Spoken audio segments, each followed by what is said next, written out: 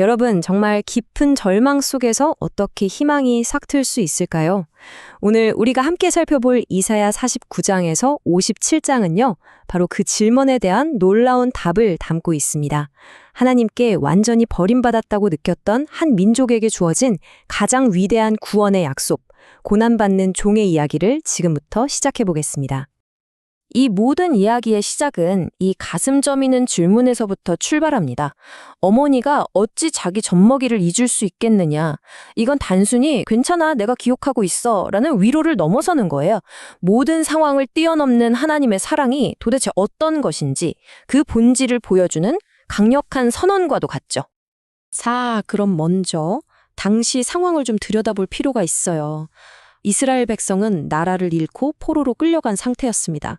그야말로 하나님께 완전히 버려졌다고 느끼는 그런 깊고 어두운 절망의 한가운데 있었죠.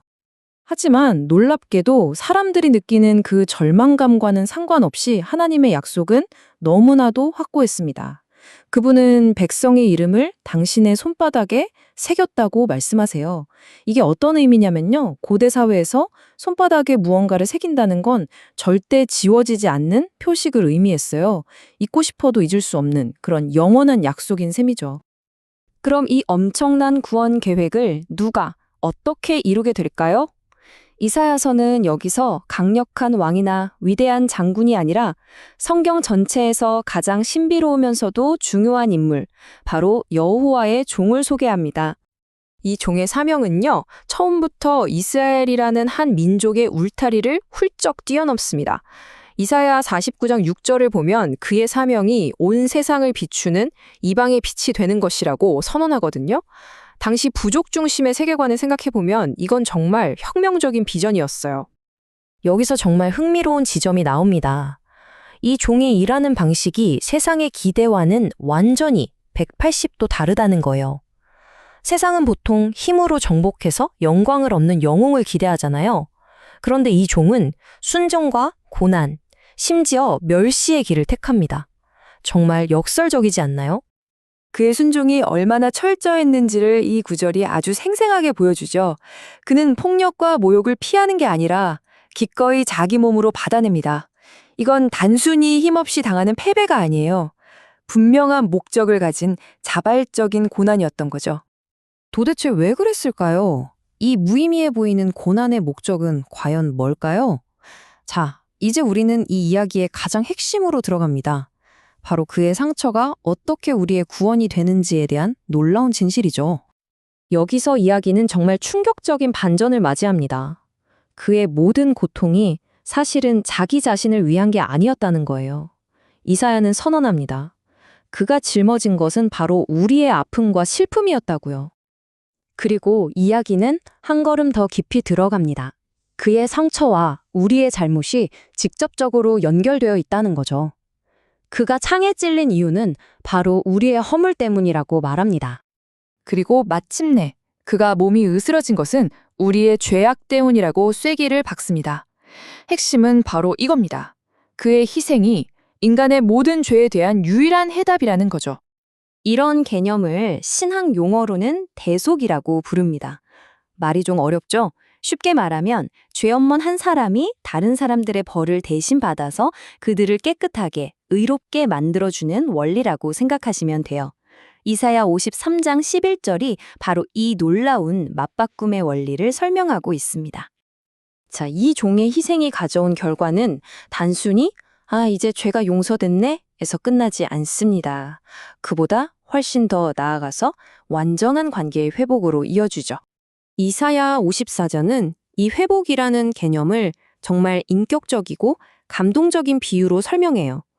마치 버림받고 쫓겨났던 아내를 남편이 다시 두 팔 벌려 집으로 맞아주는 것처럼 말이죠.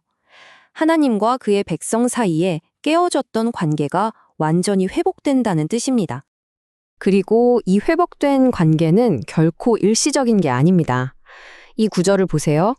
이 세상에서 가장 단단하고 영원할 것 같은 저 산과 언덕이 무너져도 하나님의 사랑과 평화의 약속은 절대로 결코 흔들리지 않을 거라고 약속하십니다. 그럼 이제 자연스럽게 이런 질문이 생기죠. 이렇게 놀라운 구원을 도대체 어떻게 받을 수 있는가? 초점은 이제 여기로 옮겨갑니다. 자, 여러분. 이 어마어마한 구원 어떻게 하면 얻을 수 있을까요? 무슨 특별한 노력이 필요할까요? 어떤 자격 조건이 있을까요? 성경의 대답은요, 놀라울 만큼 간단하고 명료합니다. 우리의 노력은 일절 필요 없고 그냥 값없이 오직 은혜로 주어진다는 겁니다. 그래서 하나님은 모든 사람을 초대하십니다.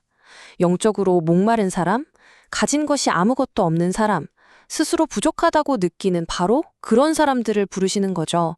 왜냐하면 이 구원은 우리가 노력해서 얻어내는 성취가 아니라 전적인 하나님의 선물이니까요. 그렇다면 이 초대의 범위는 어디까지일까요?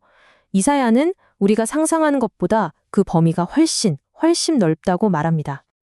보세요. 이 초대는 당시 사회와 종교가 만들어 놓은 모든 경계선을 그냥 허물어 버립니다. 이스라엘 사람이 아닌 이방인은 물론이고 율법적으로 공동체에서 제외되었던 사람들까지 모두 포함돼요. 여기서 중요한 건 혈통이나 사회적 지위 같은 게 아니라 오직 하나님을 향한 마음뿐이라는 거죠. 그리고 이것이 바로 하나님이 그리시는 최종적인 그림입니다. 다양한 배경을 가진 모든 민족이 차별 없이 함께 모여 예배하는 공동체. 훗날 예수님께서 성전을 정화하실 때 인용하셨던 바로 그 위대한 비전이죠. 자, 정리해 보겠습니다.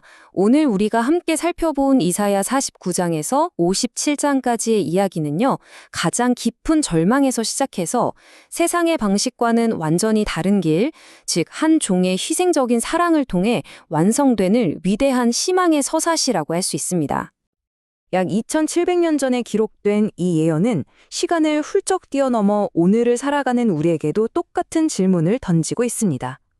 값없이 주어지는 이 놀라운 하나님의 초대에 여러분은 어떻게 응답하시겠습니까?